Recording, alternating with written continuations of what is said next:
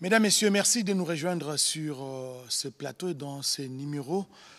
La désinformation a pris corps dans les réseaux sociaux, ça se raconte partout, un certain acharnement contre les officiers généraux d'une certaine tribu, des arrestations en cascade. Et pour en parler, pour en savoir un peu plus, qu'est-ce qui se passe exactement, nous avons invité sur ce plateau le général-major Sylvain Ekenge, porte-parole des forces armées de la République.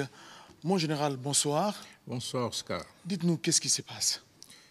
Eh bien, Oscar, comme vous l'avez vous-même souligné, depuis un certain temps, il y a beaucoup de rumeurs, beaucoup de fake news, beaucoup d'informations et des commentaires dans les réseaux sociaux sur ce que vous avez épinglé, c'est-à-dire l'arrestation des officiers généraux, des officiers supérieurs d'une certaine communauté, d'un certain espace linguistique.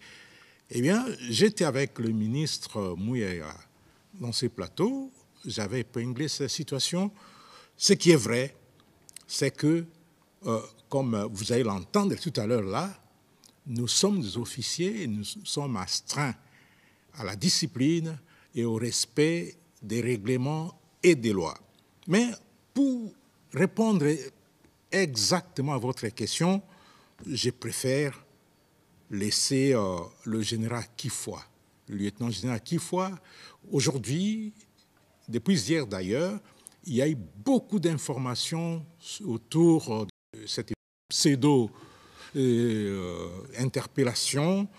Alors, aujourd'hui, il a été voir le chef d'état-major général et à l'issue de cette visite, il a fait des déclarations. Et la meilleure façon de démentir toutes ces informations, c'est de le laisser parler.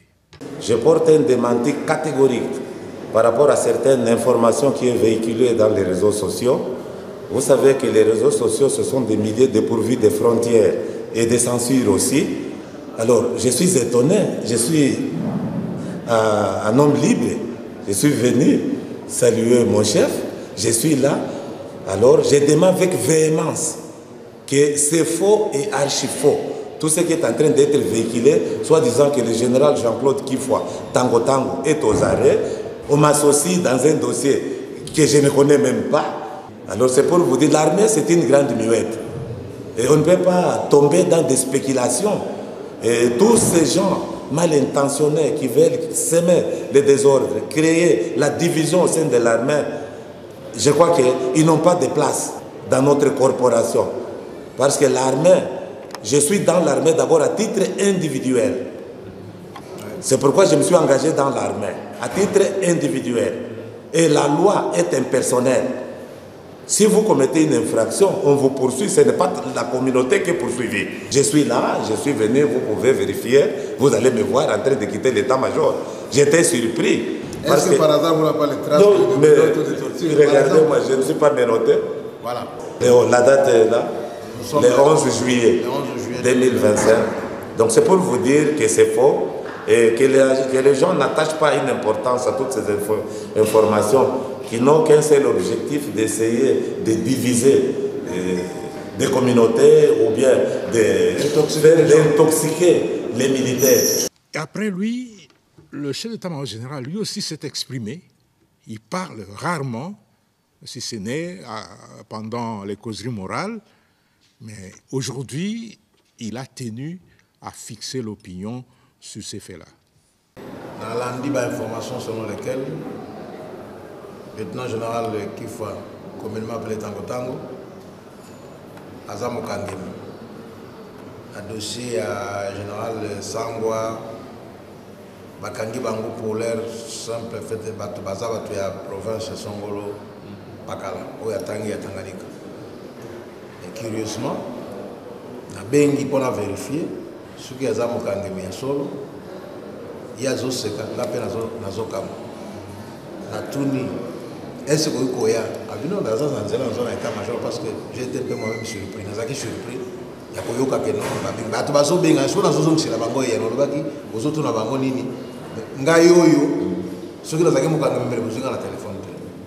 Il est venu librement. Non. Il faut vraiment un bâtiment état-major général. Batouba tika kokabola armée. Batouba tika kokabola la Congolais.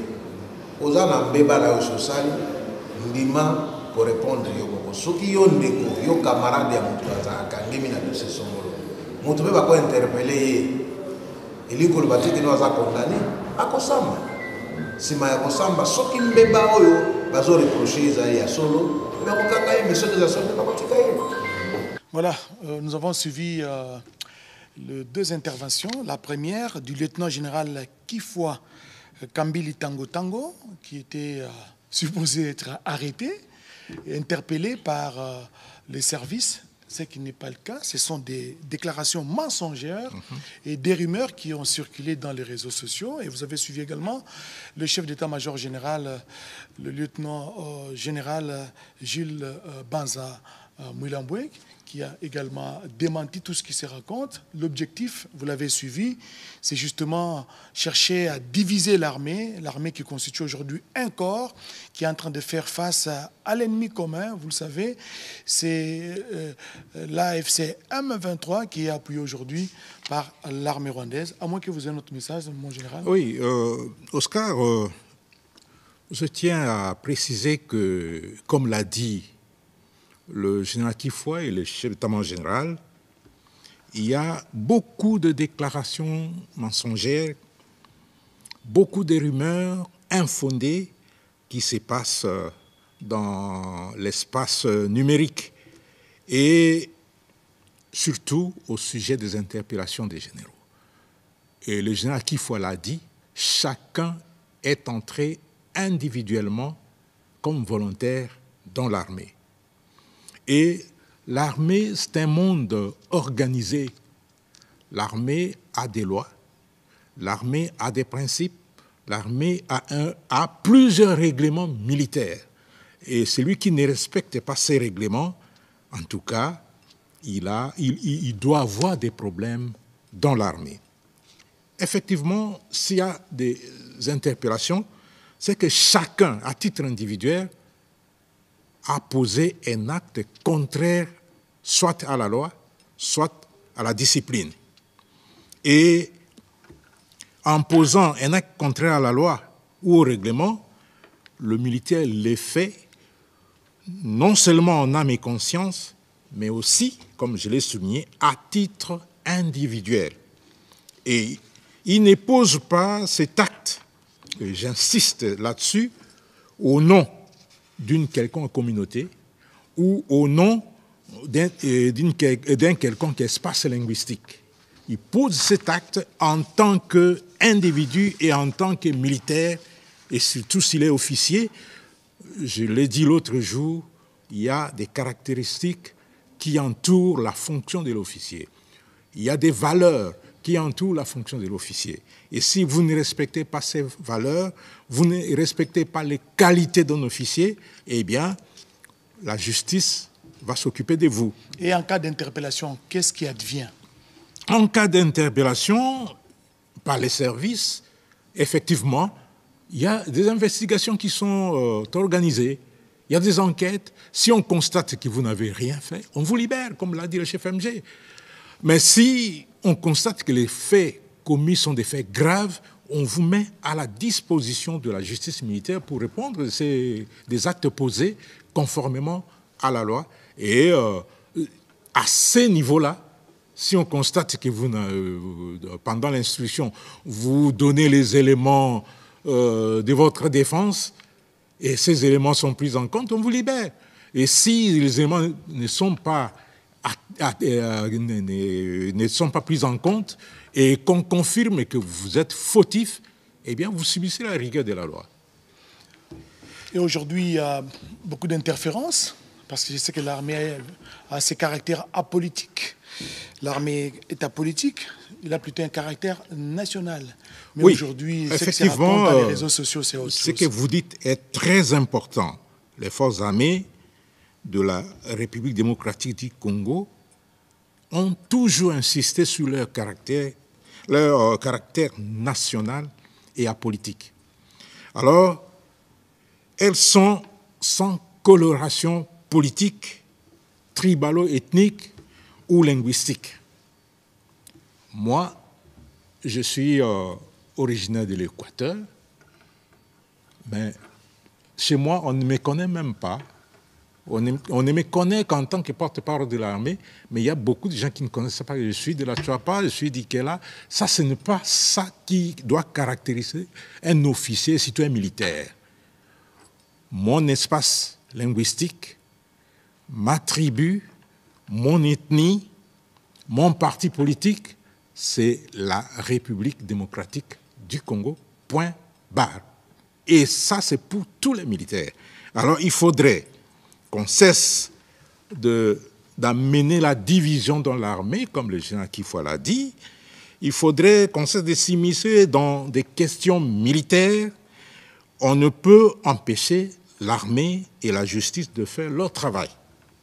En cas de faits graves qui sont reprochés à un officier, général soit-il, en tout cas, il doit être interprété et puis il doit fournir les éléments de défense. Et s'il n'est pas coupable, on va le laisser. S'il est coupable, il va subir la rigueur de la loi. L'armée doit rester loin des querelles politiciennes et loin des divisions que l'on veut amener en son sein. Une certaine opinion a toujours décrié ce que l'on qualifie aujourd'hui de détournement, des trahisons. Mais aujourd'hui, quand on interpelle, apparemment, on semble oublier ce qui... Ah, voilà. C'est exactement vouloir une chose et son contraire. On décrit, on dénonce la trahison, on dénonce l'infiltration, on dénonce le détournement au sein de l'armée. Mais lorsqu'on met la main sur les responsables, et vous voyez, même les politiciens commencent à crier, alors qu'ils sont les premiers à dénoncer. Et puis, on essaie d'injecter ce venin de la division au sein de l'armée. Donc, l'armée, c'est une structure, c'est une organisation bien carrée. Quand il y a des problèmes et qu'on constate qu'il y a des problèmes, on va arrêter et on va déférer devant la justice le responsable des actes posés. Ça, c'est pas négociable au sein de l'armée puisque la discipline en dépend. Et la discipline, dit-on, c'est la mère des armées, c'est la reine des victoires. Donc, en définitive, il ne faut pas s'immiscer dans les dossiers qui concernent l'armée. Non, non. Nous, on ne s'immisce pas dans les dossiers politiques. Il ne faudrait pas que les politiques viennent s'immiscer dans le dossier de l'armée. L'unique politique qui s'immisce dans le dossier de l'armée, c'est le commandant suprême. Et à part lui, c'est le ministre de la Défense nationale, le vice-premier ministre, ministre de la Défense nationale.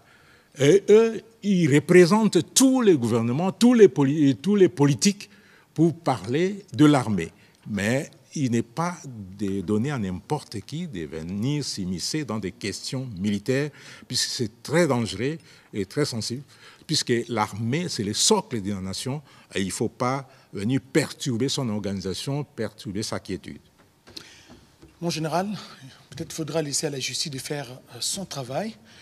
Je rappelle que je recevais sur ce plateau le général-major Sylvain Ekenge, porte-parole de forces armées de la République démocratique du Congo. Nous vous disons sincèrement merci. C'est moi qui vous remercie. De cet éclairage et merci surtout à vous tous de nous avoir suivis.